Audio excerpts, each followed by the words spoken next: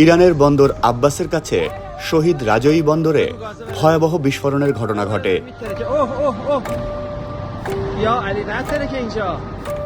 গত শনিবারের এই ঘটনায় অন্তত ৪০ জন নিহত হয়েছে এবং আহত হয়েছে আরও ১,০০০ জন। গতকাল রোববার আন্তর্জাতিক গণমাধ্যম আল জাজিরা এই তথ্য প্রকাশ করেছে।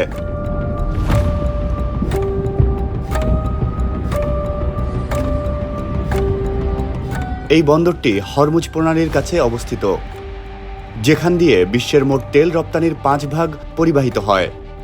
এদিকে ইরানের রাষ্ট্রীয় টেলিভিশন জানিয়েছে, ভয়াবহ ধোঁয়া ও বায়ু দূষণ ছড়িয়ে পড়ায় রোববার বন্দরের কাছে অবস্থিত হরমুজগান প্রদেশের রাজধানী বন্দর আব্বাসের সব স্কুল ও অফিস বন্ধ ঘোষণা করা হয়েছে। কর্তৃপক্ষ যাতে জরুরি পরিস্থিতি মোকাবেলায় মনোযোগী হতে পারে তা নিশ্চিতে এই উদ্যোগ নেওয়া হয়। ইরানের প্রেসিডেন্ট মাসুদ পেজেশকিয়ান গতকাল রোববার ঘটনাস্থল পরিদর্শন করেছেন।